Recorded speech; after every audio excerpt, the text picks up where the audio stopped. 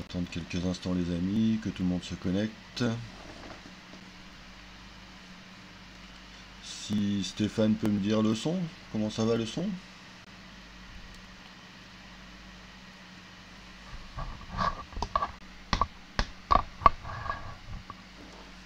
Alors, comment fonctionne le son? Est-ce que vous m'entendez bien déjà? Bonsoir à tous.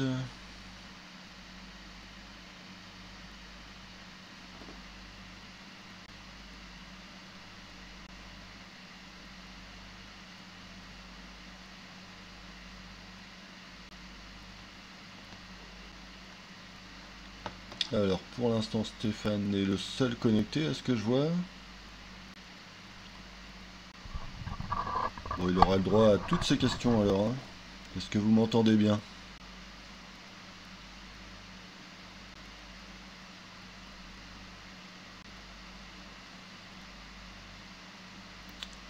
Merci Steph.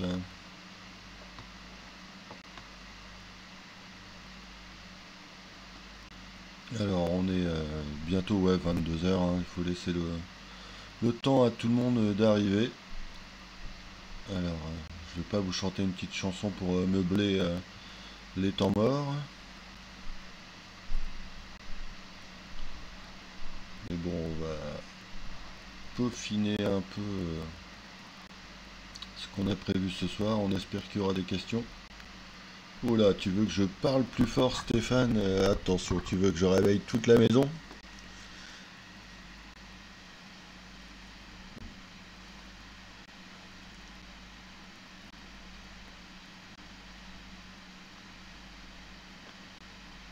Alors, que se passe-t-il?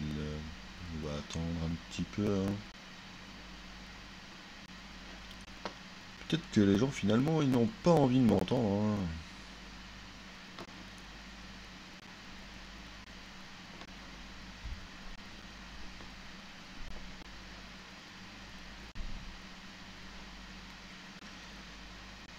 Alors, bon, le volume est à fond, hein.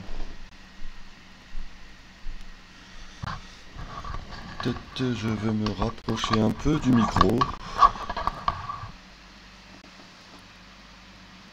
Bon, normalement, ça devrait aller, hein, je pense. Bonsoir Kramnik. Si en plus Kramnik est dans le chat, alors là, je n'ai qu'à bien me tenir, hein. Il va pouvoir nous aider avec son incroyable niveau.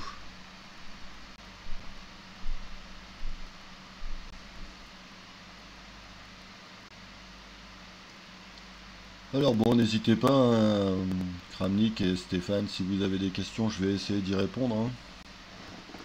Alors comme je l'ai dit, les questions peuvent porter sur différents sujets. Mon métier d'entraîneur, mon métier d'animateur, de formateur, d'éducateur, mon rôle de capitaine de top 12. Bonsoir, bonsoir. Tout doucement, les gens arrivent, hein. Donc n'hésitez pas, j'essaierai de répondre au maximum de questions. Et puis ensuite, j'essaierai de vous montrer une de mes plus belles défaites. Oui, parce que les victoires c'est joli, mais les défaites peuvent l'être aussi.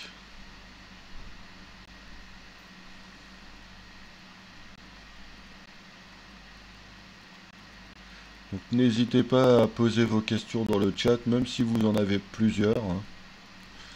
J'essaierai d'y répondre au maximum.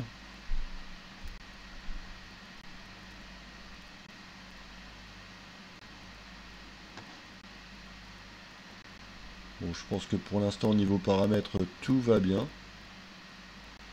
Alors par contre, si vous n'avez pas de questions, ça va être embêtant, hein.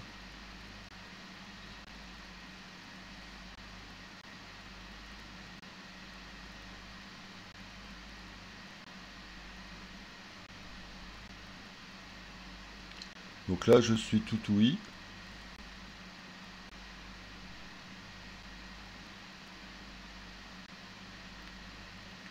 Alors, Stéphane a une première question.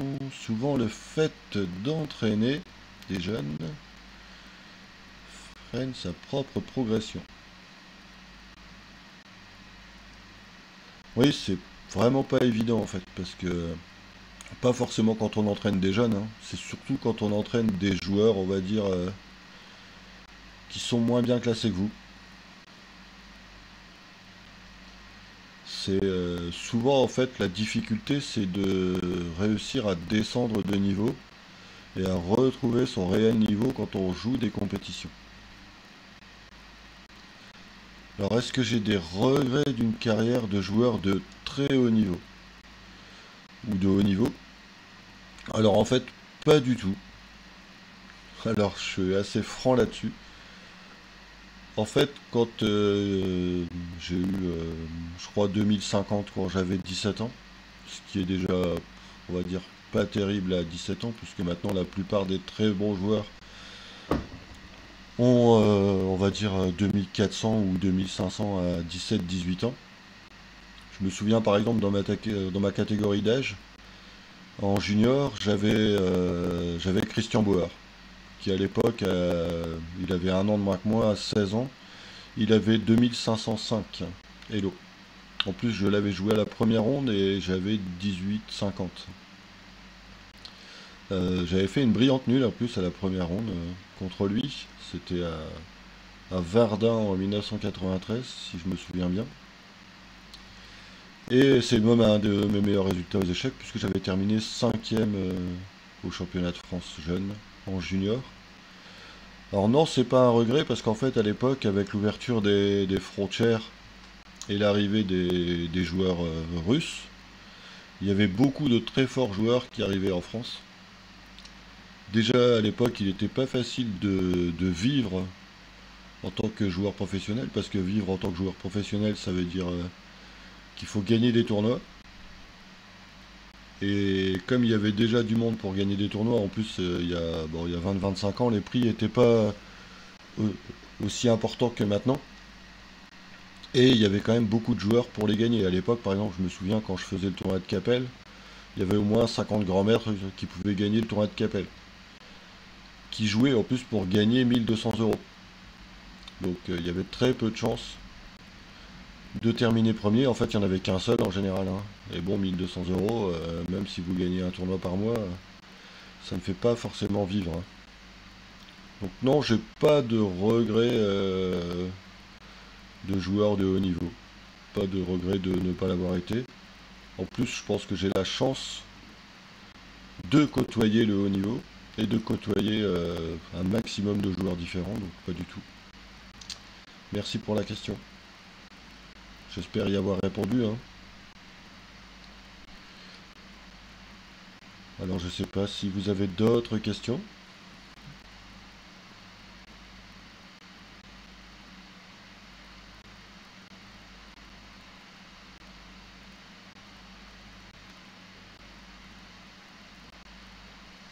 En fait, je pense qu'on peut prendre du plaisir en tant que joueur amateur contre des titrés, avec le stress en moins de ne pas jouer pour gagner sa vie et nourrir sa famille, hein. Je pense que ça doit pas être évident quand on est un joueur de haut niveau, d'avoir une telle pression du résultat pour gagner sa vie tout simplement.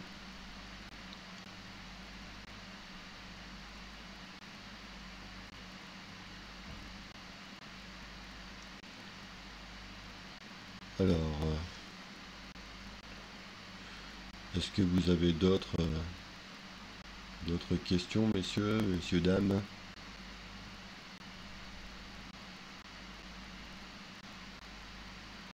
N'hésitez pas, hein. Je suis ouvert à toute question, même des conseils. Alors, ma meilleure partie contre un titré. Alors, il y en a beaucoup. Genre, il y en a beaucoup que j'aime particulièrement. J'ai une très très jolie partie contre Fabien Libichewski, qui était tout jeune titré, il était maître file, je pense. Bon, c'est un des premiers titres aux échecs, hein. Avec un joli sacrifice de dame. Après, j'ai aussi un autre super souvenir, c'est d'avoir joué David Bronstein, qui a quand même joué les matchs des candidats, les championnats du monde dans les années 50. J'ai eu l'honneur de le rencontrer deux fois, en 93, dans un tournoi à Bruxelles. Une terrible partie en 30 minutes où il y avait la spécificité à l'époque que l'on devait écrire la partie même en 30 minutes KO. Donc jouer David Bronstein, c'était... alors c'est peut-être pas ma meilleure partie contre un titré. En fait, des fois les parties contre les titrés, on peut en perdre aussi. Donc, par exemple, j'en ai quand même perdu quelques-unes en top 12 ces dernières années, malgré qu'elles soient très belles. Par exemple, contre Anthony Virrig, cette année en top 12, j'ai perdu une partie où, en fait, dans les deux derniers coups, j'étais à plus 5 ou plus 6. Dans le même tournoi, j'étais très bien contre Maxime Lagarde, j'ai perdu également. Donc en fait, les belles parties, c'est pas forcément toujours des victoires contre les titrés. Voilà, Yadouma, j'espère que je t'ai répondu. En fait, il y a vraiment pas mal de parties que j'ai aimé contre les titrés. En plus des titrés, je crois que depuis que j'ai commencé à jouer aux échecs, j'en ai joué à peu près un petit millier, un bon millier de joueurs titrés. Donc il y a vraiment beaucoup de parties dont je me souviens. Et la plus belle, je pense quand même que c'est celle contre Fabien Libichevski, qui était, bon, comme je le rappelle, jeune MF avant de devenir Amy et grand maître et un très bon commentateur sur une célèbre chaîne Twitch avec Kevin Bordy. Voilà. Donc Yadouma, j'espère avoir répondu à ta question. Alors Stéphane, tu me dis que penses-tu avoir de différents d'autres entraîneurs? Alors déjà, bon, c'est pas facile de parler des autres sans les connaître, puisque la plupart des autres entraîneurs, je ne connais pas trop leur pédagogie, je sais pas du tout comment ils fonctionnent.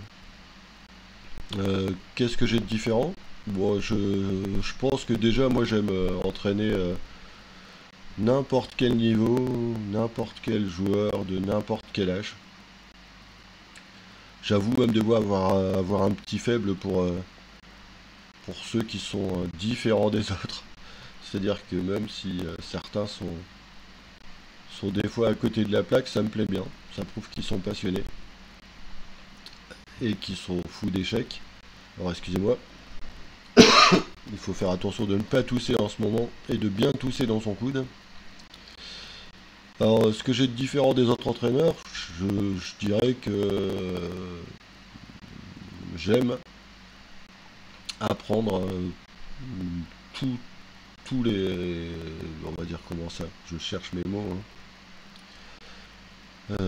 Différents secteurs du jeu. J'aime aussi bien travailler les finales que les ouvertures. Et moi, j'explique souvent aussi aux élèves qui veulent s'entraîner qu'il ne faut pas s'attendre à des résultats hyper rapides en 2 3 mois. Hein. J'essaie d'être franc en général avec les joueurs et de dire qu'en fait, pour devenir un bon joueur d'échecs, il faut du temps. Il faut s'accorder du temps et savoir aussi si le joueur a la volonté de travailler personnellement à côté. Ce qui n'est pas toujours le cas parce qu'en fait, avec la vie que l'on a, si on est adulte et qu'on a un métier, etc., c'est pas facile de consacrer du temps personnel aux échecs.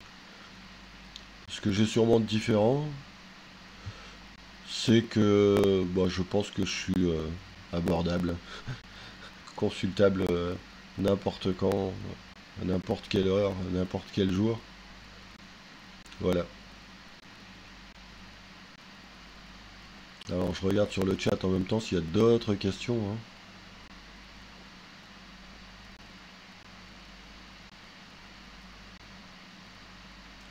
N'hésitez pas. Hein. Bon, je sais que je fais des réponses peut-être un peu longues sur certains sujets.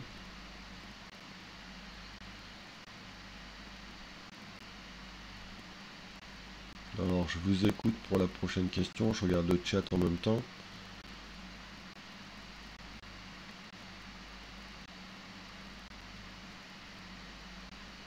Alors je crois même que c'est une des premières interviews que je donne directement en fait, hein. Je crois qu'il fallait que j'attende de m'interviewer pour que vous puissiez me connaître un peu mieux.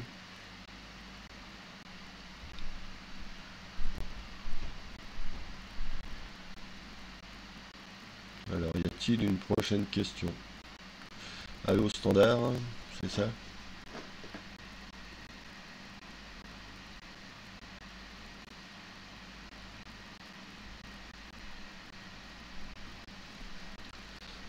Alors, une autre question, non?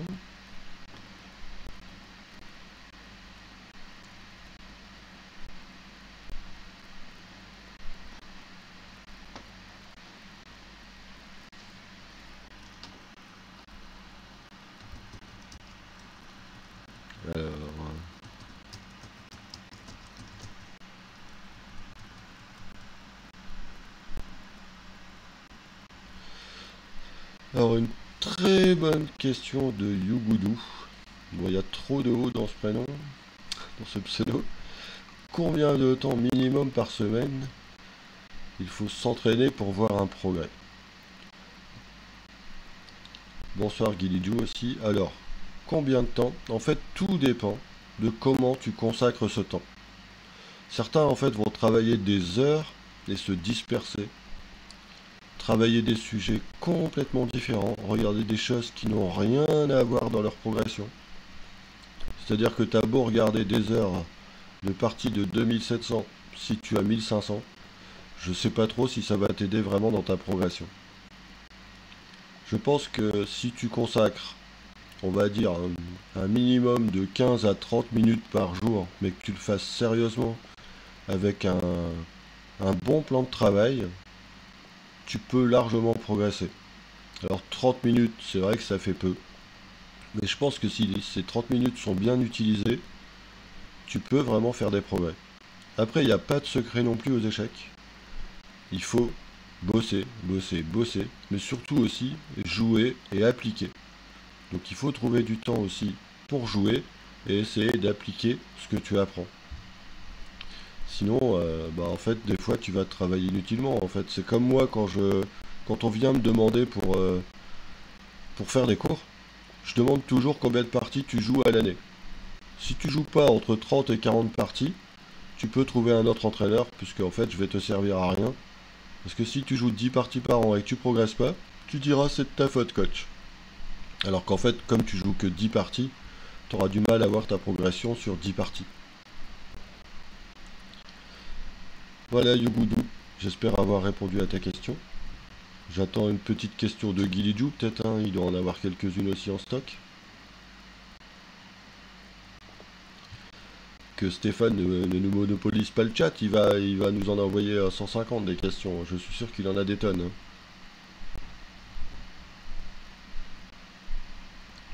Alors,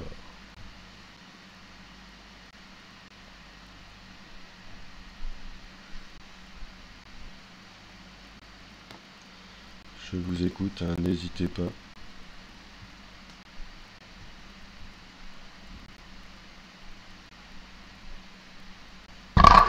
Oh là là, petit accident de micro, désolé, excusez-moi pour les oreilles.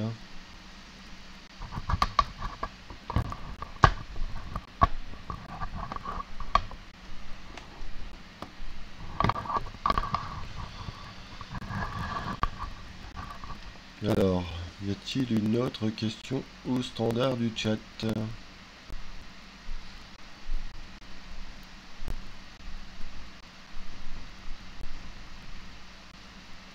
Bon, faites pas les timides, hein, n'hésitez pas à poser vos questions.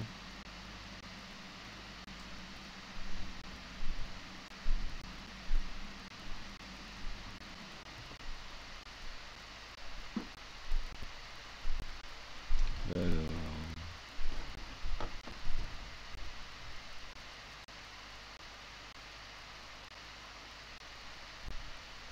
je suis le chat pour l'instant, mais je vois pas de questions arriver, hein, donc c'est tout.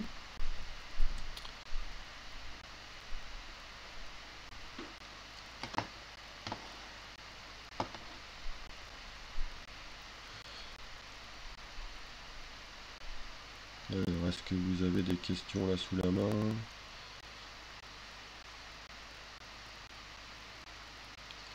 Alors, une question de Guilidou. Je suis un joueur agressif, j'ai du mal à trouver un répertoire avec les noirs sur EK TD4. Je joue la Budapest et la Sicilian Can, mais je m'ennuie un peu. Des conseils. Alors, Guilidou, tu vas rire, mais je pense être aussi un joueur assez dynamique et offensif, et je joue également la Sicilian Can. J'ai joué comme toi le Budapest il y a quelques années. Si tu veux, je pourrais même te fournir un répertoire que j'ai dû faire il y a 20 ans sur le Budapest. Il va falloir que je retrouve ça dans mes cartons. Mais si tu es un joueur agressif, comme tu le dis, je pense que tu dois essayer de trouver des lignes dynamiques. Sur D4, bon, il y a plusieurs solutions, hein. Par exemple, la Slave. La Slave, ça peut être quand même une position, disons une ouverture tactique. Pourquoi c'est une ouverture tactique? En fait, souvent parce que déjà tu as des différences de structure de pions et donc ça devrait te plaire puisque les parties peuvent être très ouvertes. Ensuite, il y a d'autres ouvertures sur D4, par exemple une ouverture aussi atypique, la hollandaise. Bonsoir Loïc Hercellence. Donc je continue avec Guilidou. Je pense que sur D4, la hollandaise aussi peut être très intéressante. Un joueur comme Jules Moussard, qui est assez offensif, joue souvent ça. Je te conseille de regarder ses parties sur la hollandaise. Il a de très bons pourcentages, de très bons résultats. Et pour la Sicilian Can, bah, en fait, je pense que tu peux jouer peut-être des variantes beaucoup plus offensives avec la Sicilian Can. Après, il faut peut-être te mettre en contact avec moi ou avec un autre entraîneur. Je pense qu'on pourra t'aider à te donner de nouvelles idées. Sinon, en fait, il y a quand même plein d'autres siciliennes où tu peux jouer très offensivement, hein. Je parle des Siciliennes Dragons, des Najdorf qui sont maintenant joués à haut niveau régulièrement. Mais peut-être qu'il y a moyen, si tu as déjà des idées sur la Sicilienne Can, de développer ça. Voilà, n'hésite pas à m'envoyer un petit mail, hein. Il y a normalement mon mail un peu partout. Voilà. Je vous écoute, j'espère que je t'ai répondu, Guilidou. Je vous écoute pour la prochaine question. Je prends un petit peu d'eau.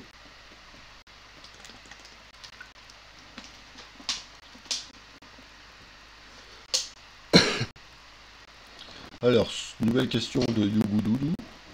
À choisir, il vaut mieux privilégier le travail des ouvertures ou des finales. Si les ouvertures ne sont pas acquises, on se retrouve mal en milieu de jeu. Mais une connaissance sur les finales, comment orienter le milieu de jeu pour entrer en finale? Quel dilemme? Alors, j'en parlais cet après-midi avec un élève, hein.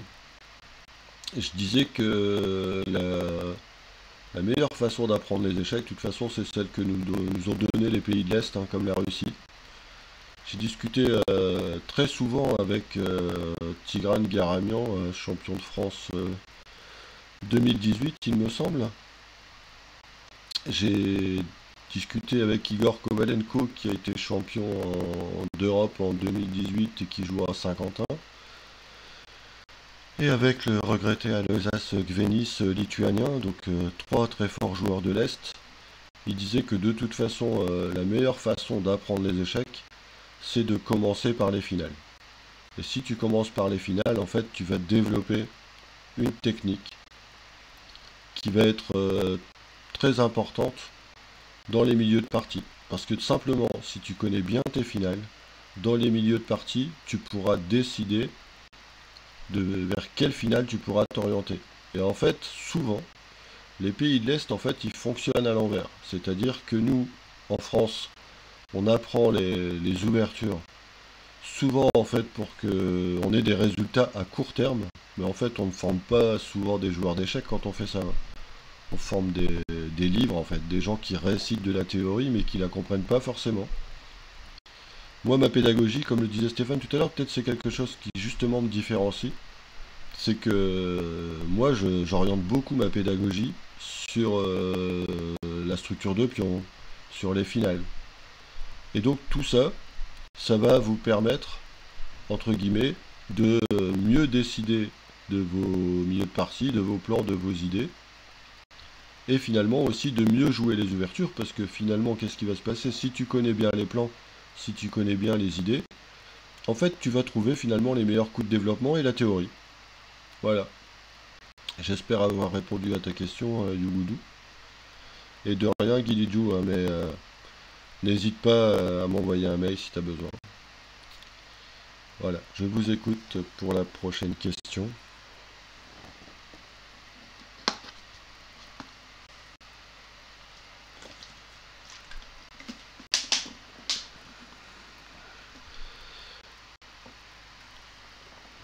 Alors, il y a une chose en finale que je comprends pas, les cases conjuguées, etc. Alors là, on est plutôt vers des questions sur de cours en fait, hein.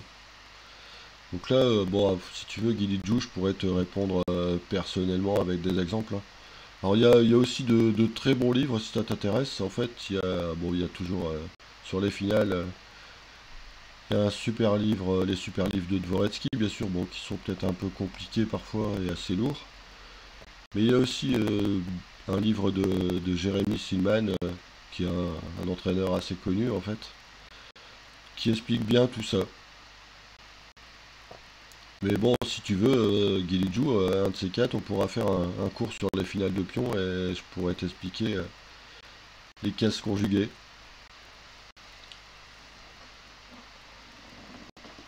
Alors désolé, je bois beaucoup d'eau, mais c'est parce que à force de parler, j'ai la gorge sèche.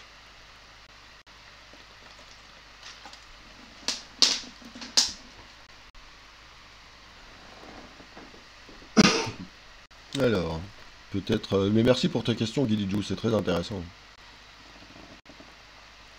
Alors, avez-vous d'autres questions, messieurs, dames? Je suis tout oui.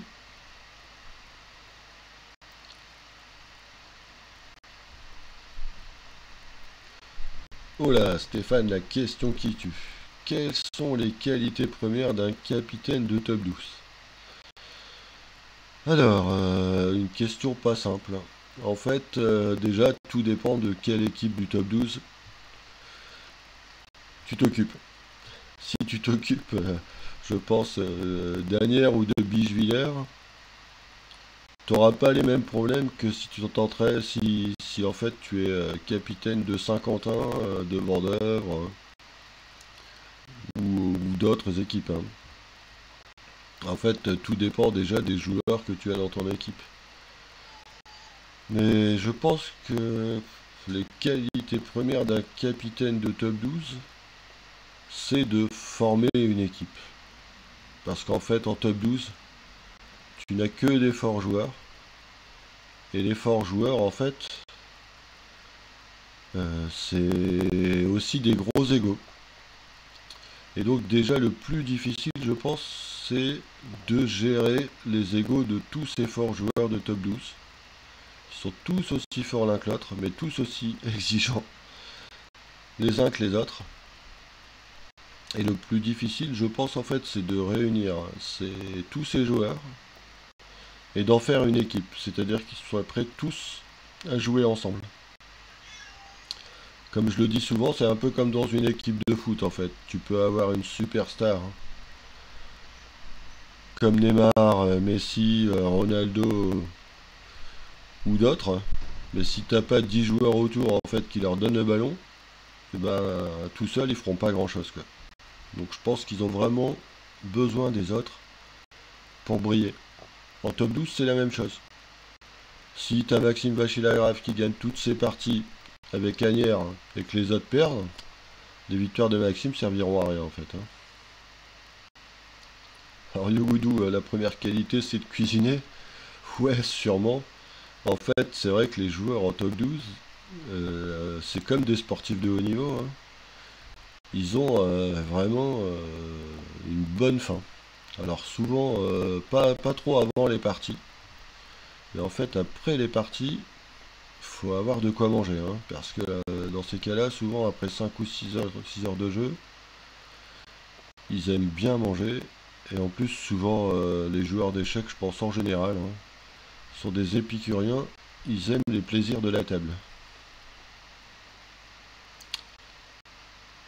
Merci pour vos questions, hein.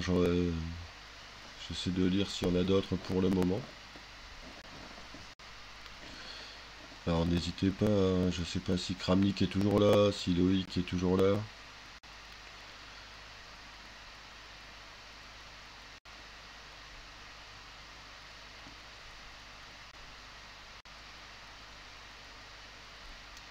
Mais je crois que capitaine du top 12, je l'ai été quand même de nombreuses fois, hein.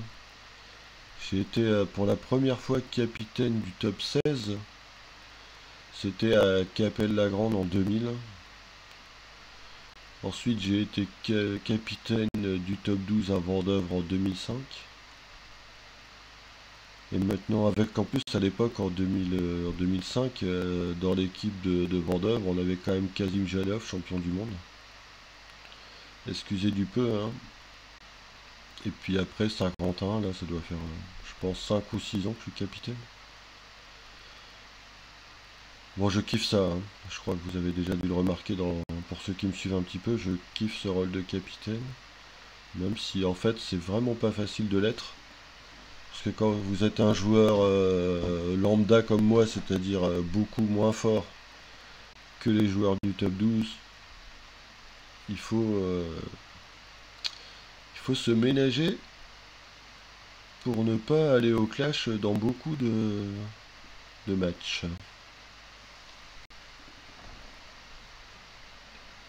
Alors une autre question?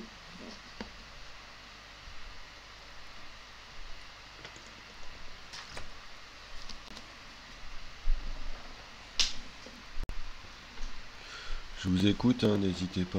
J'essaie de répondre avec franchise, hein, la plus grande franchise, hein. Je pense que c'est aussi une des qualités peut-être qui me définit, hein, d'être franc.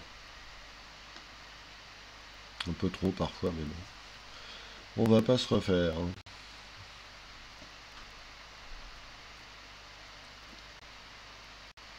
Alors bon, j'attends les prochaines questions, s'il y en a encore quelques-unes.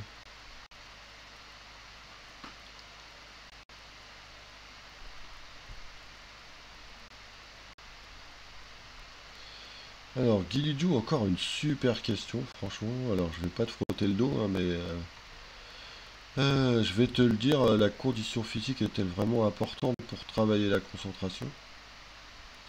Ou est-ce une idée reçue? Alors, la condition physique, je sais pas si vraiment, en fait, ça t'aide à travailler la concentration. Mais je pense surtout que ça t'aide à travailler l'endurance sur des gros matchs. C'est-à-dire que par exemple, quand tu vois, bon, je prends l'exemple d'un top 12, tu joues 11 parties de très haut niveau, et tous les jours, c'est des parties grand maître contre grand maître. Alors si on prend aussi, là, le dernier match des candidats, tu as des joueurs comme Maxime Vachier-Lagrave, quand tu affrontes cet adversaire de très haut niveau, avec des parties qui peuvent durer entre 5, 6 heures et 7 heures, en fait, tu es obligé d'avoir une condition physique. Si t'as pas l'endurance, tu tiendras pas la durée. Moi, je m'en suis aperçu là pendant mon tournoi de Capelle-la-Grande, à mon humble niveau, hein. J'ai joué 9 parties et en moyenne, j'ai joué entre 5 heures et 5h15 par partie. Peu importe l'adversaire, c'est-à-dire que même j'ai joué, je crois, une 1450, j'ai joué 5 heures. Si t'es pas en forme physique, bah souvent c'est simple, hein, à la 4e heure de jeu, tu vas gaffer. Tu vas faire des gaffes. Des fautes d'inattention, etc. Alors ça rejoint un peu ce que tu disais sur la concentration. Mais je pense surtout en fait que jouer aux échecs, ça prend beaucoup d'énergie quand même. Vraiment beaucoup, beaucoup, beaucoup. Et il faut avoir quand même une condition de sportif de haut niveau. De toute façon, vous pouvez le voir, hein, c'est pas méchant ce que je vais dire. Mais si vous regardez les 15 les 15 meilleurs joueurs du monde, il n'y a pas d'obèses, hein. C'est simple, hein. Bon, j'ai rien contre les obèses, attention, hein, je le suis moi aussi, hein. Mais attention, Les 15 joueurs de mondiaux, les 15 premiers mondiaux sont tous quasiment des athlètes, hein. Carlsen, pardon, Carlsen, il fait du sport, Kasparov faisait déjà du sport avant, tous ces joueurs de très haut niveau font du sport, de toute façon ils sont obligés d'avoir une excellente condition physique, hein. Surtout pour la durée, sur la durée des compétitions et la répétition de l'effort chaque jour, jouer des parties d'un tel niveau avec une telle intensité. Si vous avez regardé la dernière partie de Maxime Vachier-Lagrave contre Nepomniachtchi, c'est juste incroyable. Il a trouvé des super coups. On dirait qu'il soulevait des poids de 200 kilos à chaque coup qu'il jouait. C'est juste impressionnant. Ça a dû lui demander, je pense, une énergie assez incroyable.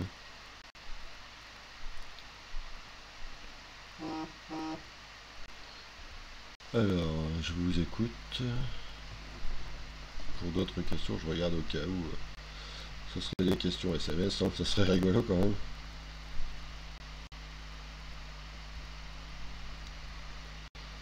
Alors, je vous écoute pour la prochaine question, hein. Elle est très intéressant, Guilidou, la question quand même, hein. Conditions physiques. Je pense aussi que les joueurs maintenant doivent s'entourer d'un coach mental parce qu'ils doivent régler des fois certains problèmes qu'ils peuvent avoir, des fois des coups qui jouent trop vite, des fois d'inattention. C'est important la condition, mais aussi le bien-être aussi. Faut, le moindre souci aux échecs, on le sait tous, hein, dès que parfois même simplement, hein, si on a oublié notre stylo fétiche, ça peut nous troubler pour la partie, quoi. Ce sont des sportifs de haut niveau, hein, de très haut niveau, hein, tous ces joueurs. On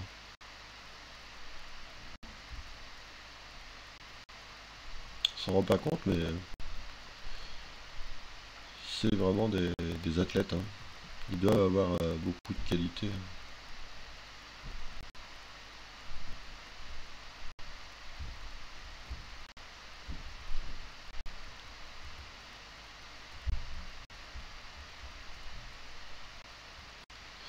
Alors, encore une question très intéressante. Guilidjou, il est en forme ce soir, hein. Penses-tu qu'un jour les échecs seront résolus avec l'intelligence artificielle et AlphaZero? J'ai un peu peur pour l'avenir du jeu. Franchement, euh, je sais vraiment pas trop sur cette histoire de résoudre les échecs. Je pense qu'on le voit tous, hein. Moi j'ai utilisé dans mes premières années le Chess Base 1, le Fritz 1. Il y a eu, maintenant on doit être au Fritz 15, au Stockfish, à AlphaZero, etc. Alors AlphaZero, ça a un peu changé quand même quelques préparations aux échecs, mais c'est toujours la même chose de toute façon. Est-ce que un humain va être capable de retenir toutes ces variantes d'ordinateur? Non, j'y crois pas en fait. Si on fait jouer les joueurs avec leurs qualités et leurs défauts, juste humain contre humain, on résoudra jamais le jeu d'échecs, quoi. De toute façon, on le voit bien, ils en ont parlé pour le Go d'AlphaZero. Est-ce que ça a arrêté, ça a stoppé les joueurs de jouer au Go? Pas du tout en fait, quoi. C'est un peu.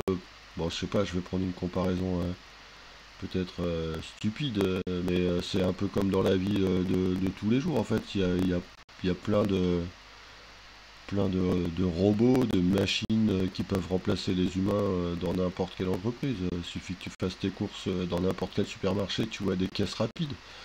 Est-ce que ça a enlevé les caissières? Bah non en fait. Les caissières sont toujours là parce que il faut toujours un humain derrière une machine de toute façon. Bon après je pense que c'est mon opinion, hein, mais je pense que le jeu d'échecs est tellement vaste et tellement difficile à comprendre que les échecs seront pas résolus ou résolus par l'ordinateur, mais qu'est-ce que ça changera en fait? Pour nous ça changera rien, même pour les joueurs de haut niveau, ils vont toujours continuer à jouer entre eux. et essayer de se battre hein, les uns les autres, de toute façon.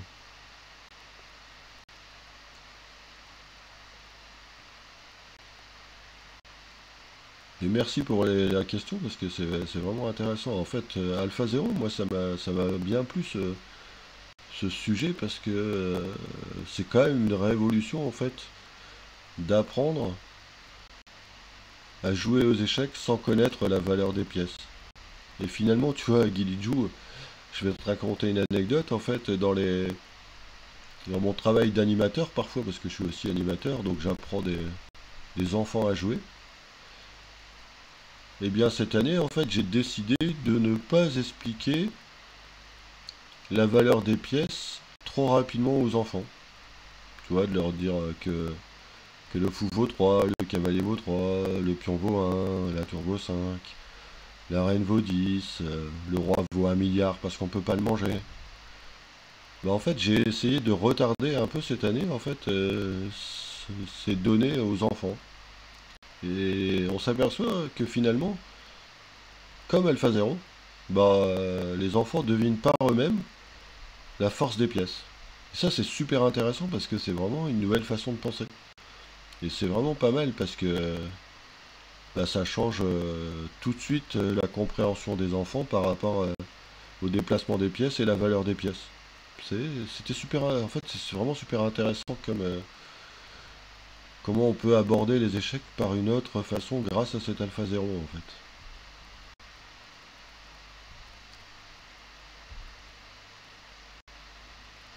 Alors bien sûr, après quelques séances, hein, je leur ai donné la valeur des pièces, bien sûr. Mais ils avaient tout de suite deviné par eux-mêmes que la reine était plus forte que le fou, par exemple. Alors Stéphane, et la place des femmes aux échecs. Alors ça, c'est un vaste débat. J'espère que je vais pas me faire trop d'ennemis. Bon, normalement, non. La place des femmes aux échecs, bah en fait, c'est comme la place des femmes dans la vie de tous les jours, hein. Je crois que on n'a pas résolu ça depuis 50 ans, hein. On essaye de faire la parité en politique, la parité dans les bureaux, dans les métiers de cadre, etc. En fait, la place des femmes aux échecs, c'est simple, en fait. Elles peuvent être de même niveau que les garçons. Il suffit juste de nous laisser jouer tous ensemble. Bien sûr, après, on a sûrement des qualités différentes et des défauts différents de chaque côté, hein. Mais si de toute façon on fait jouer les femmes contre elles, c'est un, c'est un peu bête, mais c'est comme si tu fais jouer des joueurs de 1200 entre eux. Si tu fais jouer que des 1200, des 1200 entre eux, ils vont rester 1200. Si tu fais jouer des 1200 contre des 1500, ils vont se rapprocher un jour des 1500. Puisqu'ils vont commencer à s'adapter, à s'habituer à ce niveau-là. Mais si tu fais jouer des joueuses entre elles, elles ne vont pas forcément progresser, sauf si bien sûr tu les fais jouer avec Kosteniuk, Marie Sebag, Sophie Millet, Pauline Guichard, etc. Si tu les fais jouer avec elles, mais si elles ne jouent qu'entre elles à la base, je pense qu'elles progresseront pas, et c'est bien dommage. Et ça doit être une volonté politique de la fédération, ça a changé quand même. Mais pour l'instant, c'est pas encore le cas. Et après, bon, il faut aussi, je pense, changer les mentalités des garçons dans les clubs. Il faut arrêter de croire que les filles qui viennent jouer aux échecs, elles n'ont elles n'ont pas envie juste de se faire draguer sans cesse. Il y a d'autres endroits pour draguer que d'aller dans un club d'échecs. Si les garçons sont affamés, je dirais, il y a d'autres endroits, quoi. Ça, c'est aussi une mentalité qu'on doit changer, quoi.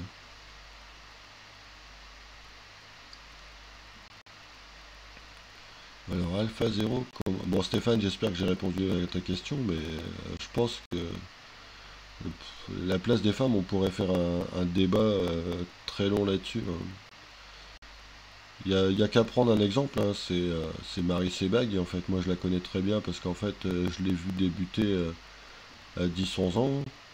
À 12 ans, elle jouait les championnats d'Europe, hein, en pupillette ou en benjamin, je crois, à Murek en Autriche, elle jouait avec les garçons et elle faisait d'excellents résultats, hein. De toute façon, dès qu'on l'a mise avec les garçons, elle avait rien à renier aux garçons, hein. Alors, Alpha Zero commence à révolutionner le jeu. Il préconise souvent de laisser la tour en H1 et d'essayer de jouer H4 sans roquet.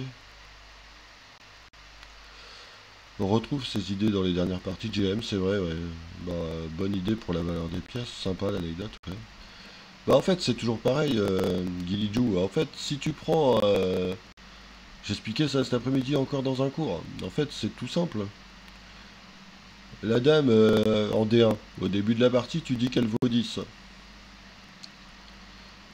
Mais si tu mets la dame en H1, elle a quelle valeur en fait? Tout dépend de l'emplacement où tu vas mettre tes pièces. C'est... Je crois que de ce côté-là, Alpha Zero, il a pas... il apporte de nouvelles choses, mais il a pas révolutionné complètement le jeu d'échecs. C'est juste que ça a ouvert, je pense, de nouvelles portes et des nouvelles idées de développement pour les pièces. Et c'est vrai que si tu regardes, de toute façon, Guilju, bon là je pense, j'ai pas réfléchi sur le sujet, j'y pense juste à l'instant. Mais tu vois très bien en fait que si tu veux jouer ta tour à 1, tu dois sortir 3 pièces. Si tu joues à 4, tu joues tour à 3, tu as sorti ta pièce, quoi. Donc en fait, je crois qu'il faut pas sortir de Saint-Cyr pour voir qu'en fait, des fois, c'est plus facile de sortir la pièce en jouant à 4 et tour à 3. Mais bon, bien sûr, c'est une nouvelle approche du jeu. Personne n'y avait forcément pensé avant. Mais finalement, est-ce qu'il y a quelque chose d'illogique? Je crois pas, non, en fait. Je pense pas.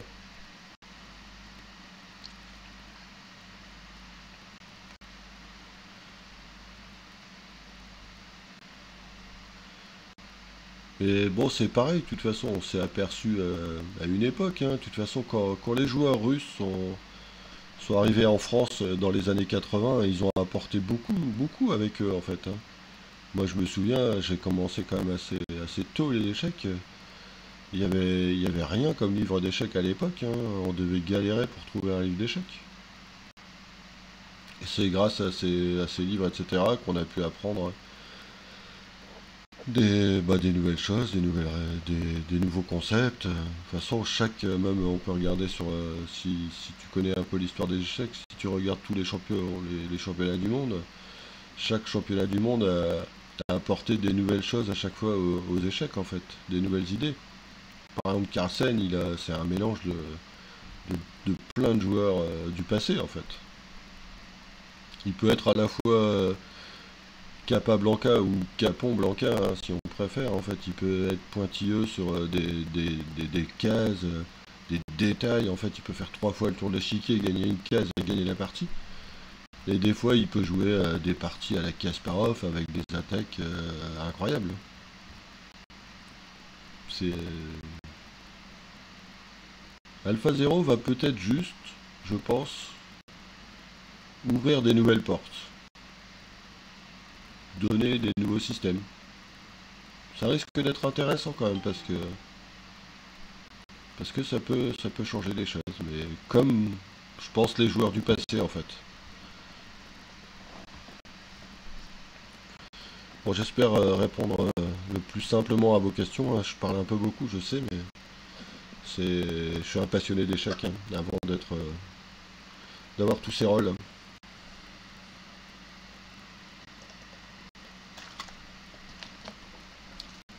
Alors, je vous écoute pour la prochaine question. Je vais encore continuer un petit quart d'heure pour des questions. Puis après, si vous voulez, j'essaierai de vous montrer cette partie.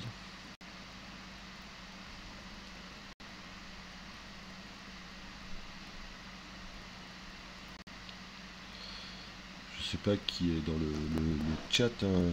Peut-être qu'il y en a qui ne font qu'écouter. N'hésitez pas à poser des questions, hein. Même si elles peuvent vous paraître stupides, ça peut nous faire rigoler aussi, hein.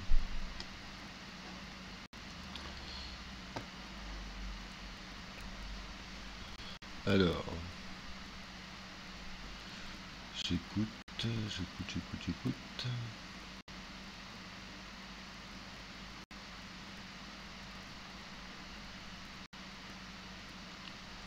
Y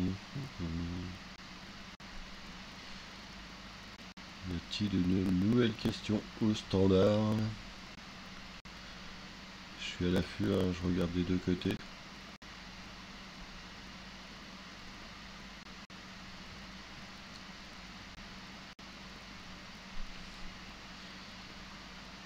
Alors, ça c'est encore une sacrée question, Guilidjou. En fait, c'est marrant parce que ce sont les questions que Maxime reçoit toujours en pleine tête.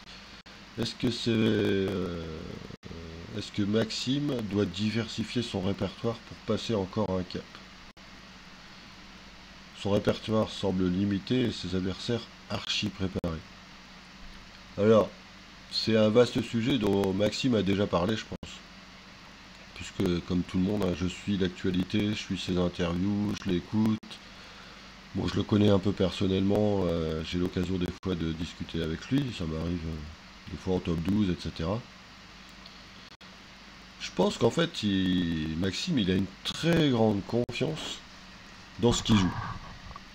Peut-être trop grande confiance, en fait.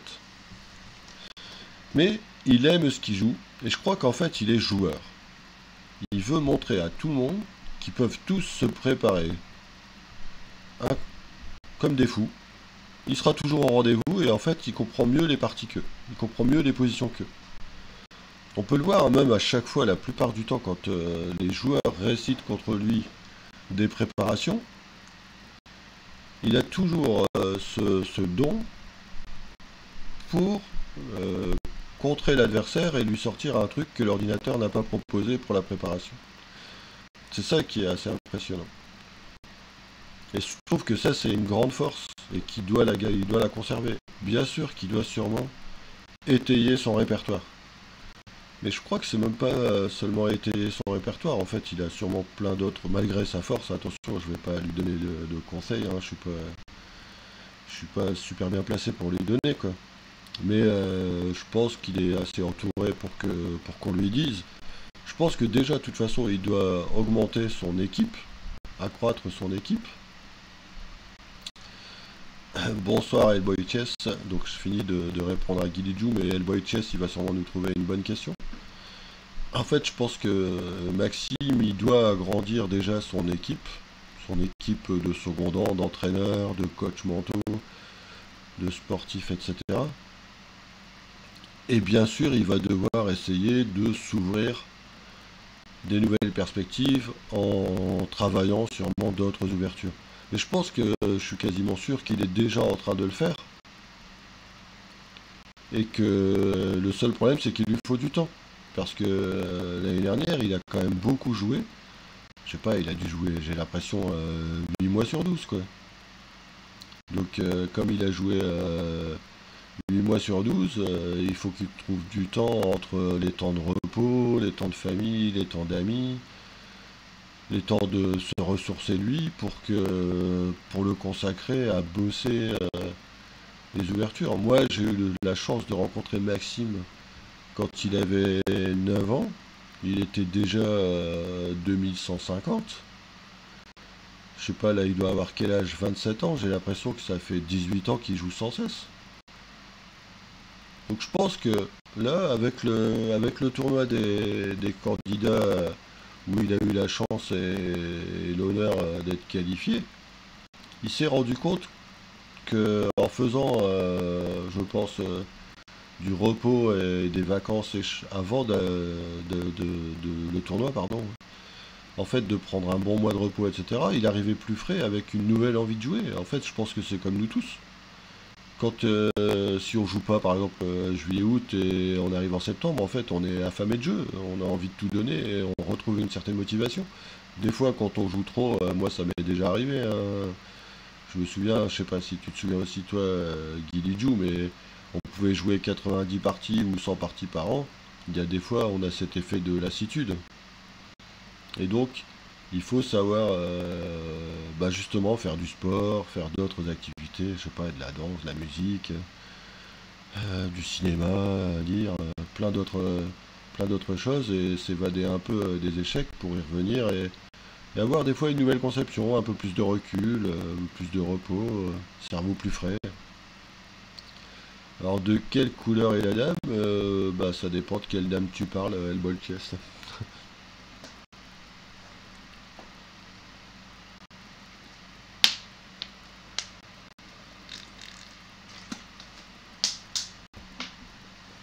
Mais merci pour la question, les Guilidjou, c'est très intéressant en fait.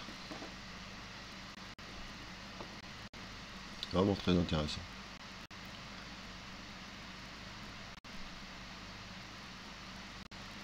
Mais MVL, on a quand même la chance d'avoir un joueur fantastique. Vraiment fantastique en fait.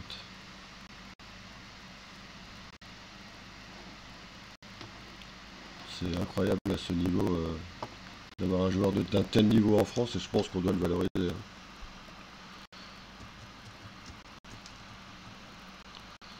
Parce que moi je me souviens, on l'a vu dans un championnat de France jeune, malheureusement en fait, il y a la plupart des joueurs qui ne le connaissent pas. C'est dommage. Les jeunes joueurs, en fait, par exemple, moi la plupart j'ai vu qu'ils connaissaient Etienne Bacro des fois mieux que Maxime en fait. Donc Maxime, je pense qu'il faut qu'il y ait un travail aussi de fait de la fédération pour qu'on le connaisse plus, qu'on le connaisse mieux. Parce que en plus c'est un joueur très sympa et très abordable. Ce qui n'est pas toujours facile parce que il est quand même cinquième joueur mondial quoi.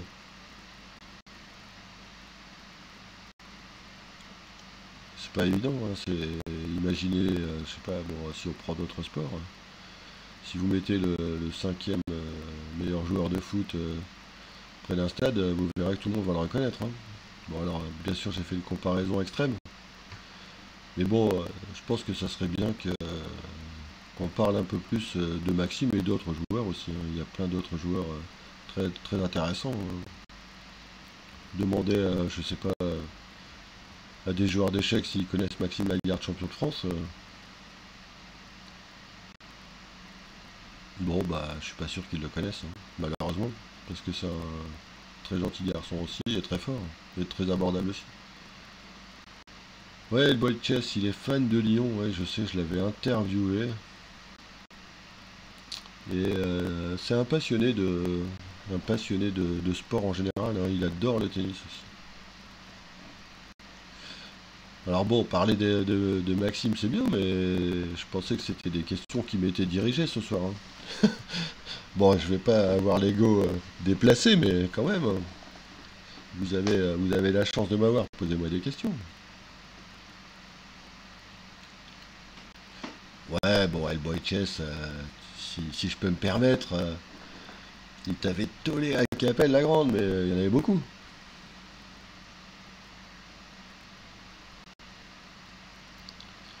Alors, Guy Lidiou, ouais, on va continuer de parler de Maxime, puisque tu veux continuer de parler de Maxime. Oui, bon, c'est tout ce qui bosse avec Etienne Bacro.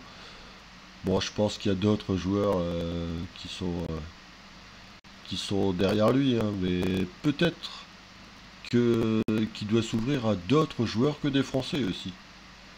Alors ça c'est un vaste sujet aussi, hein. Moi j'avais eu la chance de discuter avec Levon Aronian, à Vishkenzi au Tata Steel, hein, puisque en fait c'est un grand ami de Tigran Garamian et on avait échangé un petit peu sur le sujet. En fait, en Arménie par exemple, tous ceux qui sont derrière Aronian en fait vont tout faire pour l'aider. En France, on n'a pas encore cet état d'esprit où en fait on doit tous être derrière Maxime, mais en fait le problème en France c'est qu'il ne faut pas que ce soit au détriment de ses propres joueurs et que chacun y trouve quelque chose à gagner. Mais je pense que bon Maxime il avait travaillé aussi avec comment il s'appelle Beliavski je pense. Disons je crois, hein, si bon j'espère ne pas me tromper, mais sinon je pense qu'il me le dira. Je pense qu'il doit aussi s'ouvrir avec peut-être des joueurs d'autres pays. Il y a je sais pas, je pense à des joueurs. Bon, Katchev malheureusement il est déjà pris pour Gritchouk, mais je pense à d'autres joueurs, genre Kazgaleyev, Murtas Kazgaleyev, des joueurs comme peut-être Igor Kovalenko. d'autres joueurs qui pourront lui donner des nouvelles idées et peut-être une façon différente de penser des Français, quoi.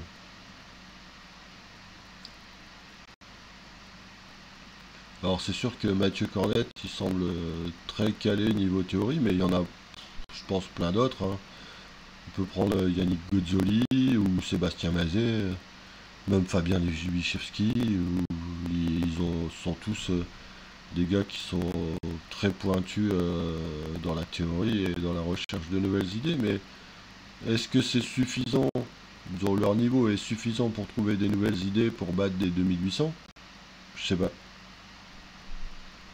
Je pense que il va falloir à Maxime trouver les joueurs adéquats, mais j'ai aucun doute là-dessus, hein. Je pense qu'il est suffisamment équilibré pour trouver ça, hein.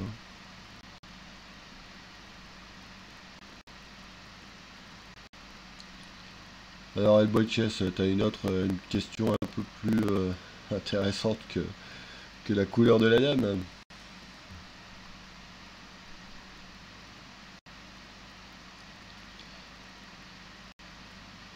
Alors non, j'ai pas encore analysé la game en live. Comme tu me dis, Hellboy Chess, c'est la partie contre Andy Maréchal. En fait, elle aura lieu demain à 11h20 sur l'e-chess. En fait, simplement parce que Andy Maréchal, comme moi, il a des enfants et donc il doit s'occuper d'eux. Et on n'a pas pu trouver du temps tous les deux aujourd'hui pour la jouer, puisque moi j'avais 7 ou 8 heures de cours particuliers, puis ma petite interview ce soir en stream avec vous.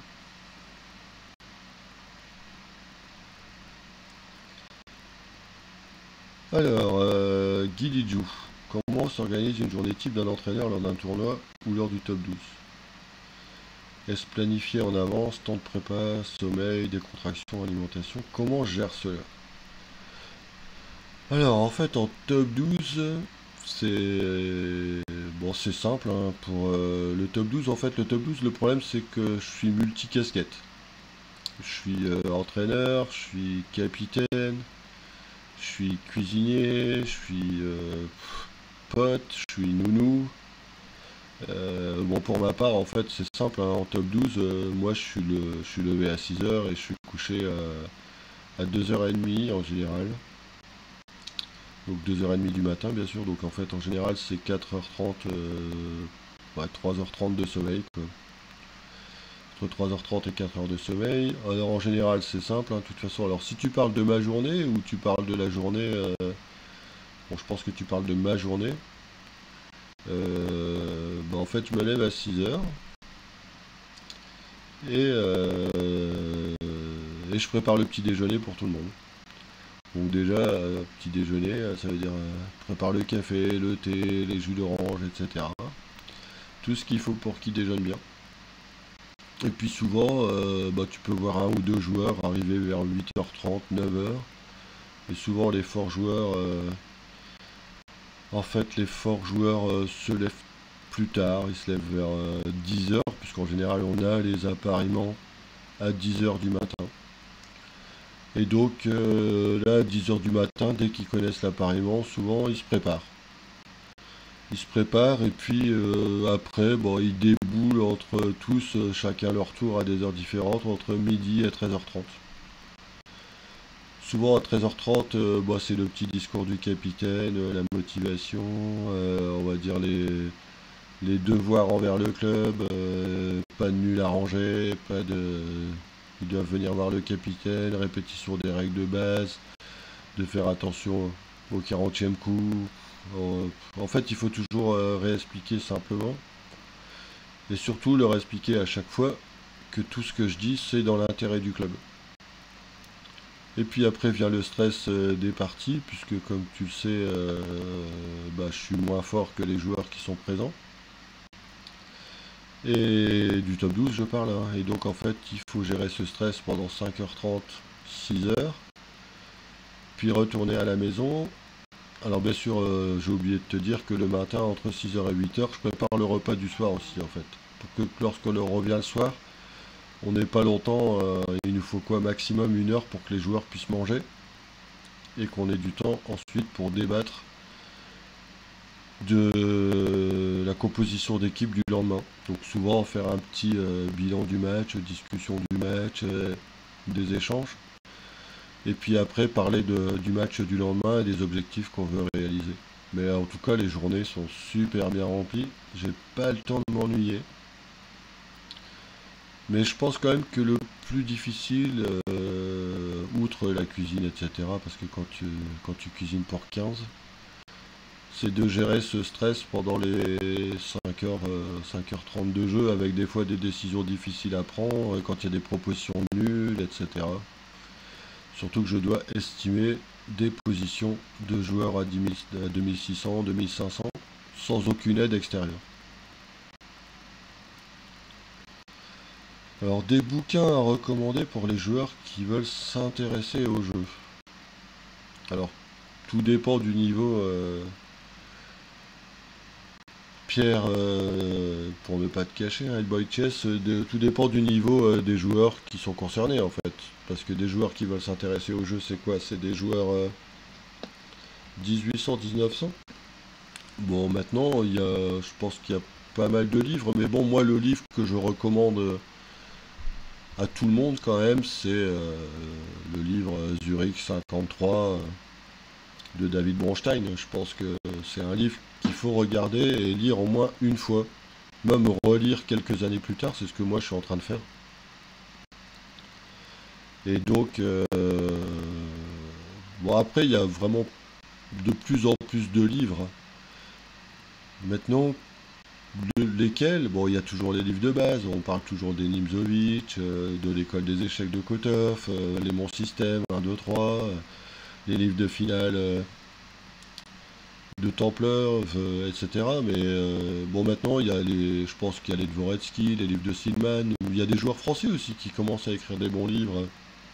Il y a toutes les séries de Judith Polgar aussi, tous les cours d'échecs de Polgar. En fait, en fait, tout dépend du sujet Hellboy Chess que tu veux aborder dans les livres. Parce qu'en fait, je pense que dans chaque domaine du jeu, que ce soit l'ouverture, le milieu de partie, la finale, la tactique, la stratégie, tu peux trouver ton bonheur maintenant. Bah, de toute façon, je pense que, excusez-moi, vous le voyez derrière moi.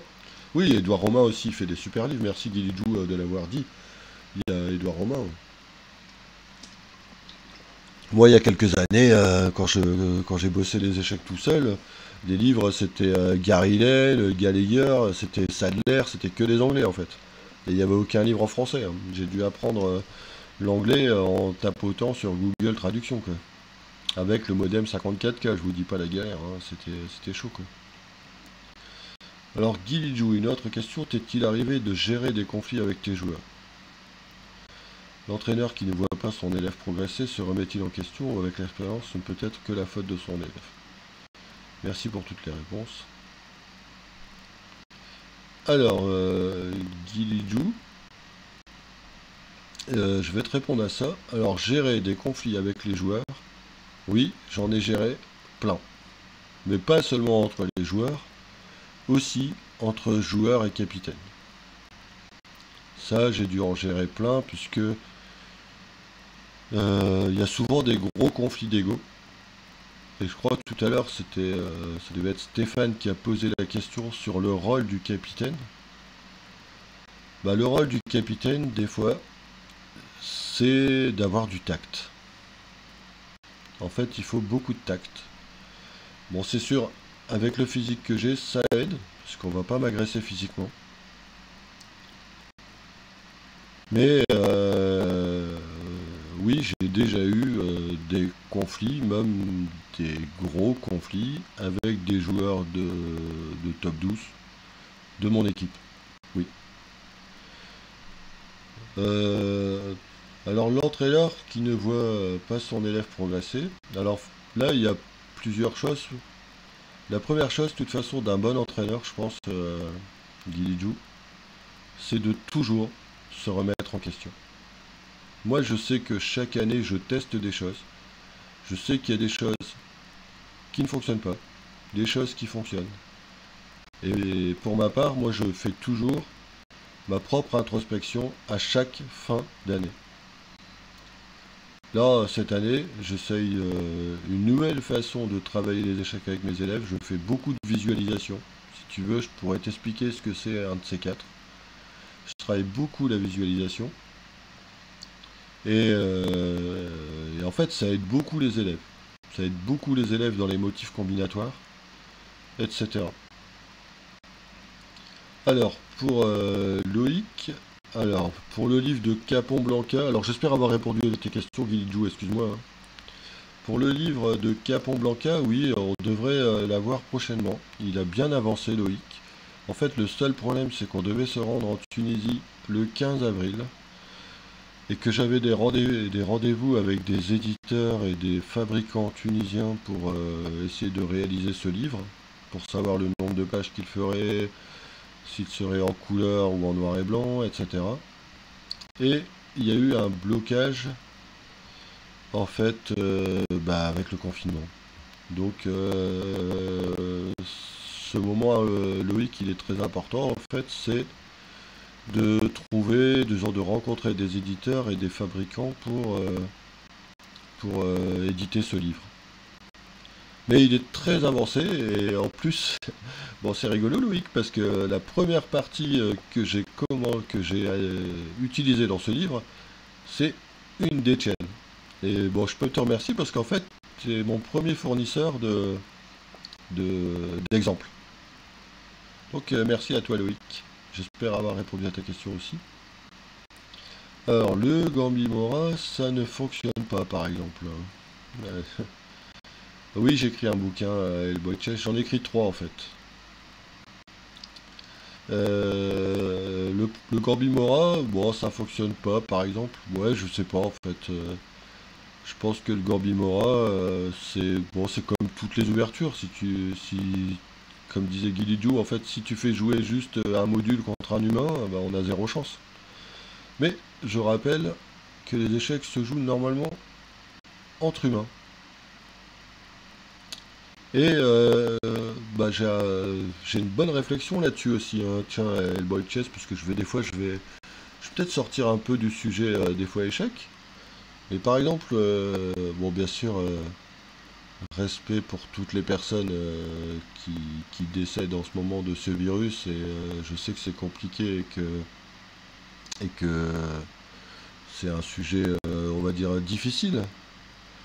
Mais je pense que par exemple, bon bien sûr, toujours en n'occultant pas quand même tout ce qui se passe dans les décès, mais par exemple, ce virus, il a une vertu de montrer aussi aux gens, par exemple, que t'as beau avoir acheté une Ferrari, une Rolex, etc. En ce moment, en fait, ta Ferrari et ta Rolex, tu la montres dans ta maison, quoi, si je peux me permettre. Et donc, en fait, peut-être que les gens vont changer ce rapport matériel et augmenter le rapport humain, ce que moi je préconise depuis 30 ans, quoi. C'est ça qui, peut-être encore comme le disait Stéphane, c'est peut-être ça qui fait la différence entre d'autres et moi, même si voilà, chacun est comme il est. Moi, ma première richesse, je pense, ce sont les échanges humains. Voilà.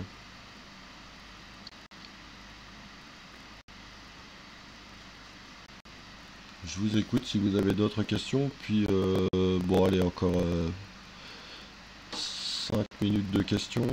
Peut-être une ou deux questions pour finir. Et puis, je vous montrerai ma plus belle défaite.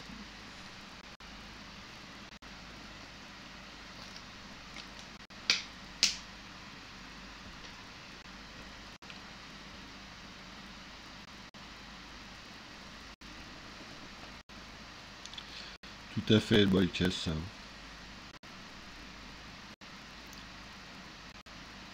Je pense que c'est disons, le monde est en train d'apprendre à reconnaître les vraies valeurs, hein. Je l'espère en tout cas. Malheureusement, on apprend ça avec douleur, hein.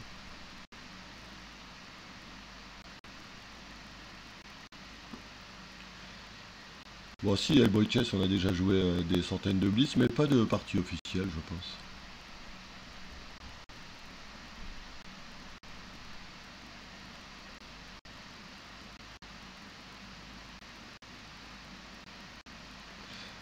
De rien, Guilidjou. Bon, bah, si vous n'avez plus de questions, je vous propose de vous montrer cette partie. Qu'en pensez-vous?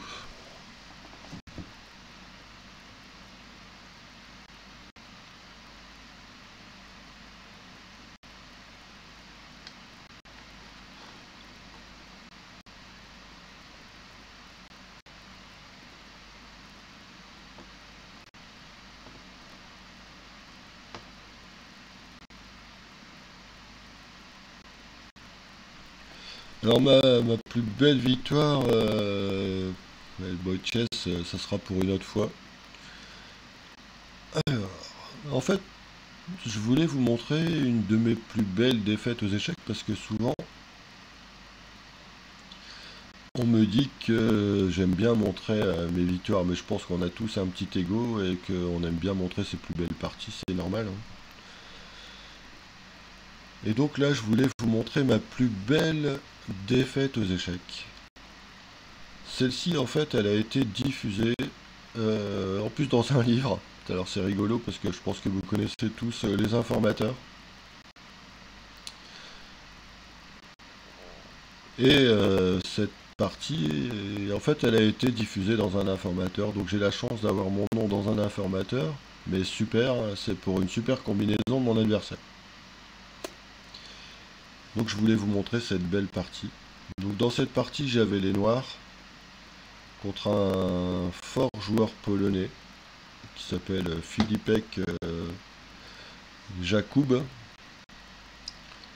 Il était, dans mes souvenirs à l'époque, c'était en 97 à l'Open de Capelle. Il était champion d'Europe junior, il me semble. Donc j'avais les noirs dans cette partie. Il m'a joué E4. Et à l'époque, je jouais E5. En 97, vous voyez, j'avais 23 ans et je jouais E5.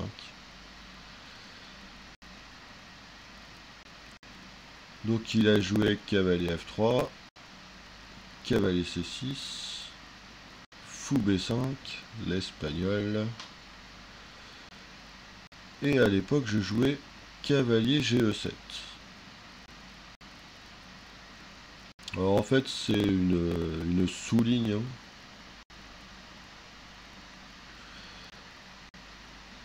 Parce qu'à l'époque, j'étais un adepte des lignes peu théoriques. Alors en fait, comme disait même le grand maître Spiridonov, hein, il me disait en fait, John, tu as un répertoire d'ouverture de fainéant. Ce qui voulait dire en fait que je jouais que des sous-lignes. Alors en fait, les sous-lignes, ça peut être intéressant, comme je l'explique souvent, pour surprendre l'adversaire. Mais il faut bien se dire en fait que si on dévie en général des lignes de la théorie, souvent c'est considéré quand même comme inférieur, hein. Donc je préconise quand même de ne pas trop sortir des sentiers battus et qu'il faut essayer d'être quand même au plus proche de la théorie, même si je le rappelle, comme on est des humains, et ben en fait si on sort des fois de l'adversaire du livre, ça peut nous aider à valoriser notre compréhension. Donc il a joué petit roc, j'ai joué G6.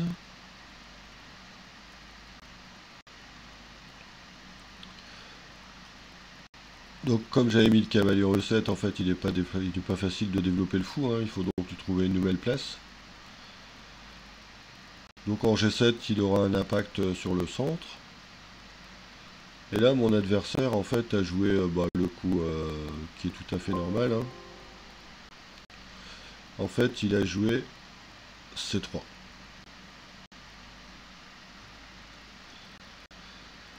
Donc les blancs préparent une avancée centrale de pions, hein. Ceci, en fait on peut voir que les pions qui vont arriver ils vont être mobiles. Et comme je le disais dans une vidéo précédente, en fait, avoir des pions mobiles, en fait, c'est une force, parce qu'en fait c'est plus difficile d'atteindre des pièces qui sont mobiles et qui peuvent bouger que des pièces qui sont immobiles.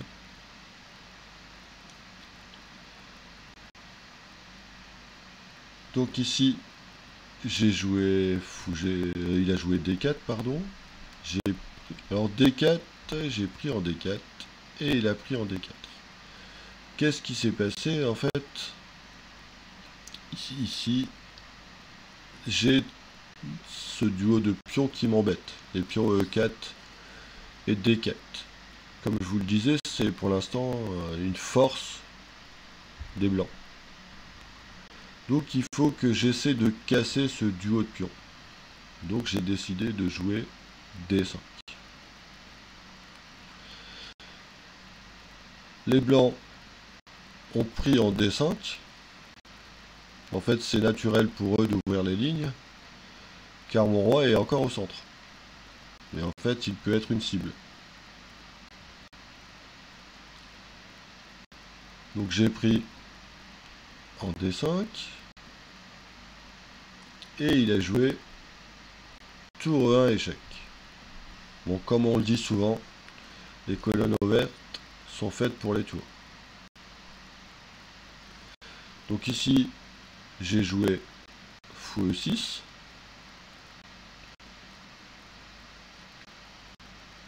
Pour parer bien sûr l'échec. Excusez-moi.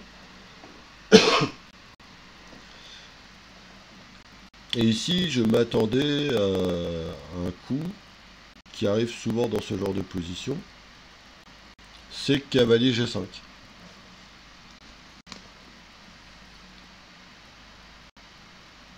Et l'idée donc, sur cavalier G5,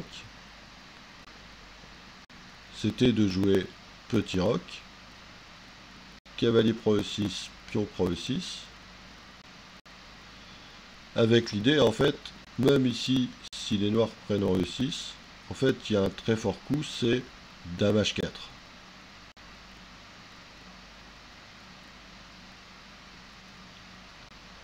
Je vous montre, surtout Pro E6,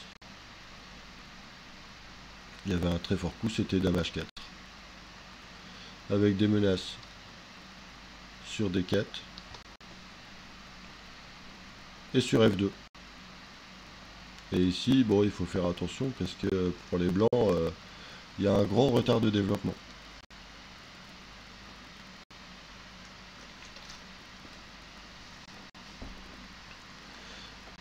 Et en fait, ici, donc je reviens, il n'a pas joué cavalier G5, il m'a joué fou G5.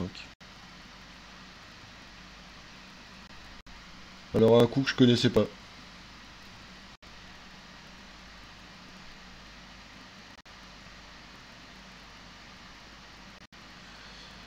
Donc un coup quand même embêtant parce que c'est difficile d'intercaler une pièce entre les deux. Donc j'ai décidé de jouer Dame D6.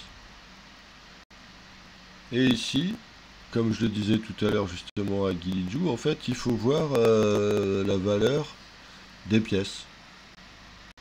Ici en fait on voit bien que ma dame en D6, elle manque d'air. Elle n'a pas beaucoup de cases en fait.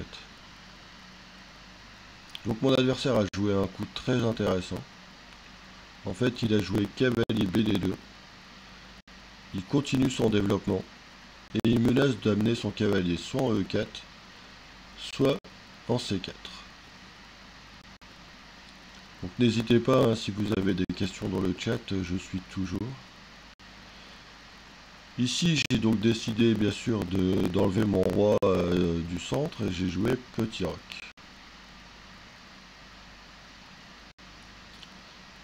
Il a donc joué cavalier E4. Et j'ai joué Dame B4. Donc là, bon, je me disais quand même que bon, je mettais un peu la pression sur le pion D4, un peu la pression sur le pion B2.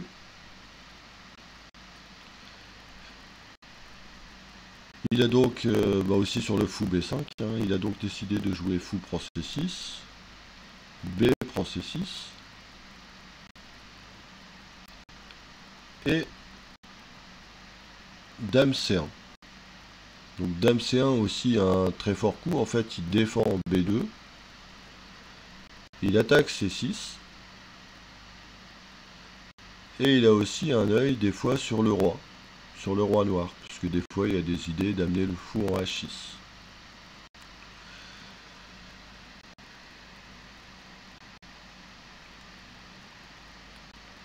Ici, j'ai peut-être...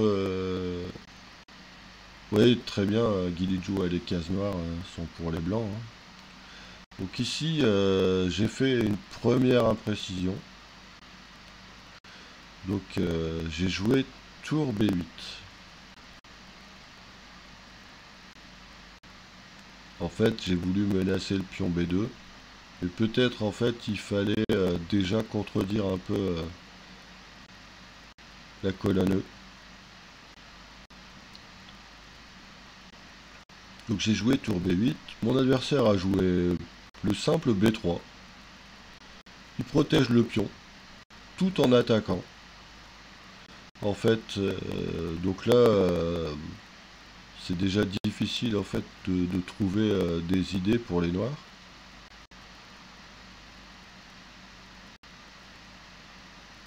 Et donc j'ai décidé de jouer Dame B5.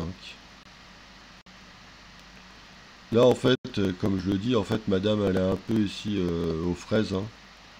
Elle est très passive et avec peu de bornes perspectives en fait. Elle n'a pas vraiment d'influence sur le jeu. Et comme on disait tout à l'heure, bah en fait la valeur de cette dame, ici elle vaut pas du tout 10. Hein. Elle est plus proche du 6 ou du 5 que du 10. Quoi. Mon adversaire, bah, il a continué simplement. Il a joué fou H6. Il commence son offensive à l'aile roi. Comme le disait Pierre tout à l'heure, bah, en fait, il veut éliminer le fou G7. Qu'est-ce qu'on peut dire ici dans cette position? Bah, en fait, la dame noire, elle est hors jeu. Il n'y a aucune harmonie entre les pièces noires, contrairement aux pièces blanches. Les pièces blanches travaillent ensemble pour un même objectif. Donc ici, je me suis dit que il fallait essayer de trouver du jeu. Bon, vous voyez, si par exemple j'avais mis tout à l'heure la tour 8, peut-être j'aurais pu jouer fou H8 sur fou H6. Là, c'est pas possible parce que sinon je vais donner une qualité. Donc déjà, tour 8 au lieu de tour B8 était sûrement plus précis. Donc ici, j'ai décidé de jouer cavalier B4. Pour menacer la fourchette en D3.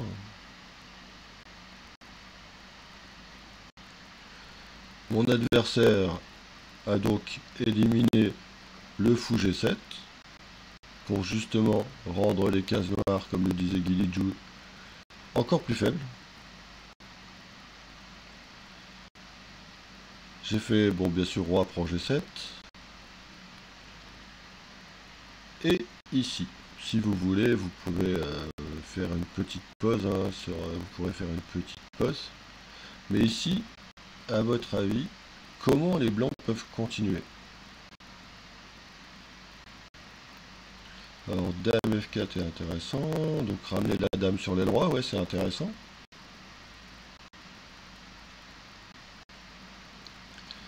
Alors, messieurs, regardez, je vais vous expliquer si vous voulez 2 minutes d'attention. Dites-moi hein, si vous voulez que je vous explique un peu.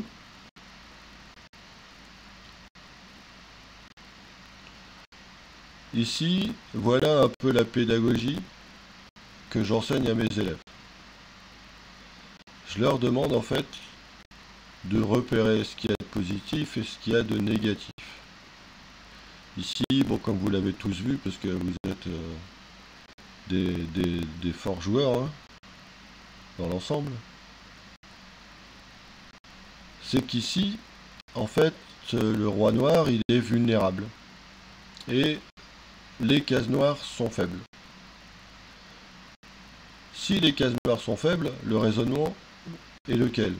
En fait, il faut regarder les pièces blanches qui peuvent circuler sur les cases noires le plus facilement. sont ces pièces? Bah en fait, il n'y en a qu'une. C'est la dame C1. La dame C1, c'est elle qui pourra sûrement interagir sur les cases noires. Et donc ici, il a commencé le début d'une très jolie combinaison. Et c'est pour ça que je voulais vous la montrer, parce que je trouve qu'elle est magnifique. En fait, il a joué D4, D5.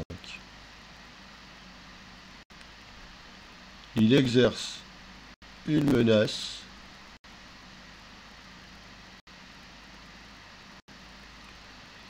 Et sa dame, maintenant, va venir m'embêter sur la grande diagonale A1, H8.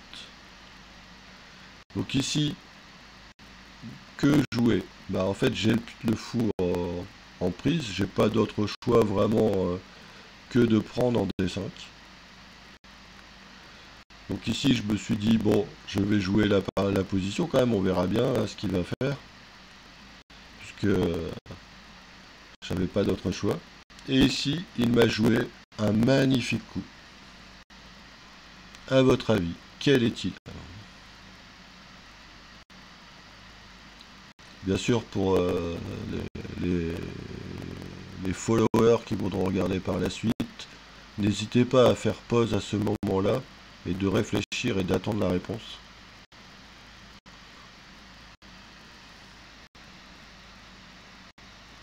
J'attends de voir si dans le chat quelqu'un trouve le joli coup des blancs. Cavalier F6, Guilidou, Cavalier F6, Cellboy Chess. Quelle classe! Et oui, il a joué le joli Cavalier F6. Un super sacrifice d'attraction. Il a envie que mon roi aille en F6. Et si je prends bien sûr le cavalier en F6, je vais me faire mater. Alors comme le dit Pierre, on n'est pas obligé de prendre. Mais en fait, j'ai pas beaucoup d'options dans cette position.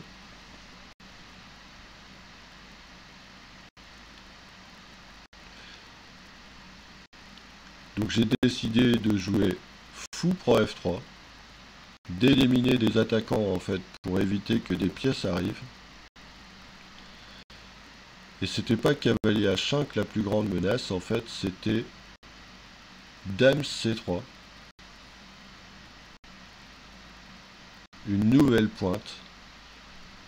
Magnifique, en fait il ne reprend pas les pièces et menace des échecs à la découverte, un double échec et une mat, et un mat bien sûr. Et donc là bien sûr comme c'était magnifique et très joli, j'ai décidé d'aller jusqu'au bout pour que mon adversaire puisse jouer sa combinaison jusqu'à la fin. Il a joué, j'ai joué fou prend G2. Il m'a joué le joli cavalier G4. Avec l'idée bien sûr que si je vais en G8, il y a cavalier H6, échec et mat. J'ai donc joué F6. Le seul coup. Il a joué tour E7. Magnifique coup encore en fait. Tout est très très très joli je trouve. Et donc ici, en fait, je me suis résigné.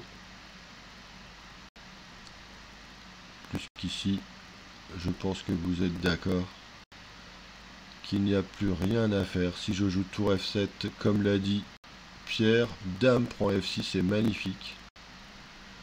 Si je joue roi G8, il va y avoir du cavalier prend F6.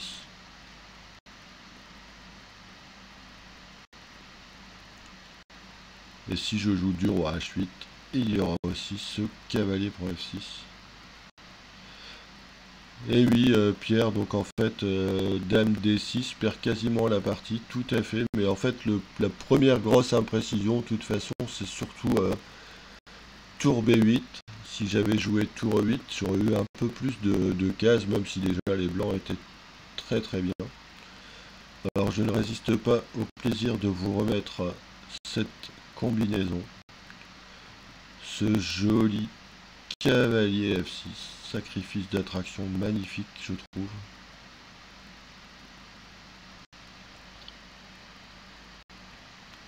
Voilà, très belle partie de mon adversaire Jakub Filipek, un joueur, comme je le disais, d'origine polonaise. Bah voilà, des fois les défaites peuvent être belles, hein, même si ça fait mal, mais la combinaison était tellement jolie que je voulais vous la présenter. Ouais, c'est sûr que... Bon, déjà, Pierre, t'as raison, hein, sur Fou G5. Déjà, c'était un peu embêtant.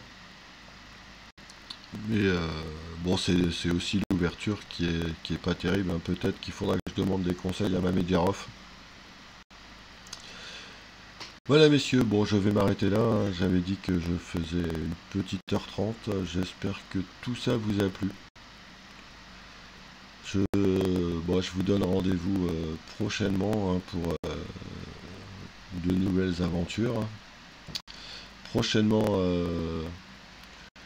on aura peut-être un invité pour analyser un célèbre Gambimora joué dernièrement. Et puis bien sûr, dimanche prochain, normalement, ma série de Blitz commentée à 22h. Je vous dis merci à tous, bonne soirée, et bah, merci à ceux qui étaient présents. Dommage pour les autres, hein, vous pourrez voir le replay au cas où. Et puis, bah, je vous dis surtout, ne zappez pas. À bientôt et bonne soirée à tous. Prenez soin de vous, restez chez vous. Et à très bientôt, très bientôt. Je ne vais pas m'arrêter là en si bon chemin. Merci pour les questions. Allez, bonne soirée, à bientôt.